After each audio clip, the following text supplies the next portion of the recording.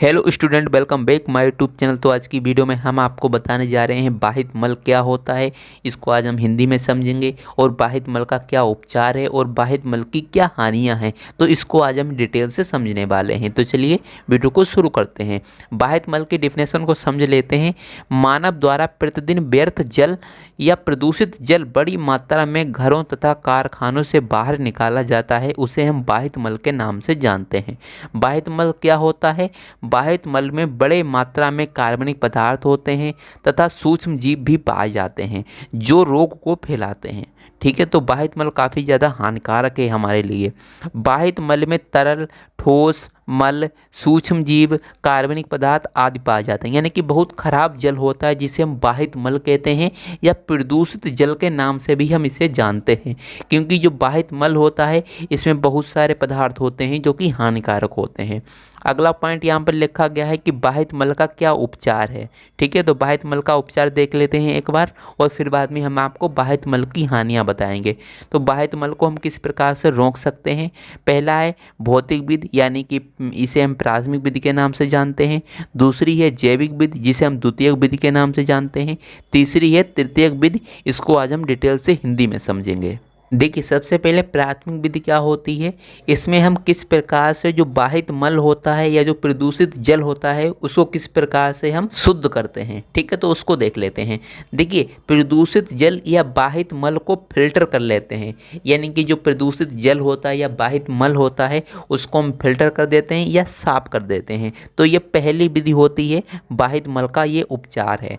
दूसरी यहाँ पर विधि है द्वितीयक विधि, जिसे हम जैविक विधि के नाम से जानते हैं।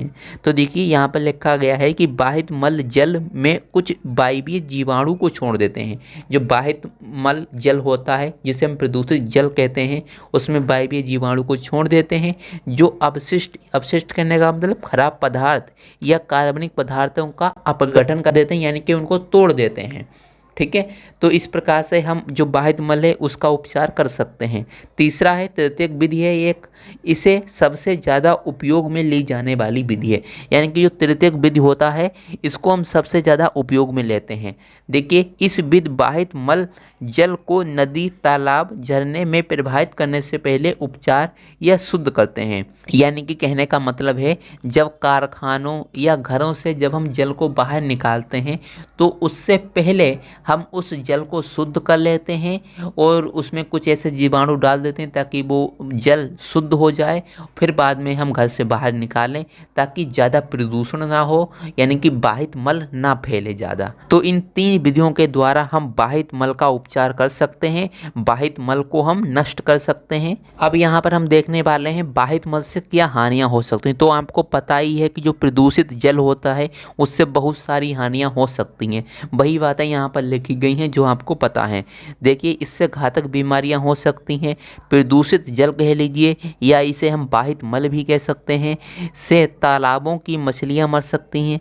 यानी कि बाहित मल या प्रदूषित जल जब तालाबों में जाएगा तो ये मछलियां उसको पी लेंगी, तो क्या होगा, वो मर जाएंगी। और जब हम मछलियां खा लेंगे इन तालाबों की तो हमको भी बीमारी हो सकती है। अभी आगे लिखा है, तालाब के प्रदूषित जल में मछलियों को खाने से बीमारियां होती हैं। तभी तो आपने देखा होगा कि मांसाहारी जो होते हैं उन्हें अधिकतर बीमारियां हो जाती हैं। और उदाहरण के लिए यहाँ पर लिखा गया है, एक केस हो चुका है इस प्रकार का, इसीलिए यहाँ पर लिखा है, जापान की मीना माता खाड़ी में। जापान की एक मीना माता खाड़ी है, इसमें बाहित मल जल था। यानी कि एक मीना माता खाड़ी है जो कि जापान में है, उसमें बाहित मल जल था, यानी कि प्रदूषित जल था, जिससे मछलियों में ये मरकरी के रूप में जमा हो गया। यानी कि बाहित मल जो था वो मछलियों ने खा लिया और उसमें मरकरी के रूप में वो जमा हो गया और इन्हीं मछलियों को मनुष्य ने खा लिया, तो 100 लोगों की मृत्यु हो गई। तो इस प्रकार से ये जापान में केस हो चुका है, आप गूगल पर सर्च कर कर देख सकते हैं। तो आपको मैंने बाहित मल के बारे में बता दिया, बाहित मल क्या होता है और बाहित मल की क्या हानियाँ होती हैं और बाहित मल का क्या उपचार होता है। इसको मैंने आपको डिटेल से और हिंदी में बताया है। तो चलिए अब हम मिलते हैं अगली वीडियो में, जब तक के लिए जय हिंद, जय भारत।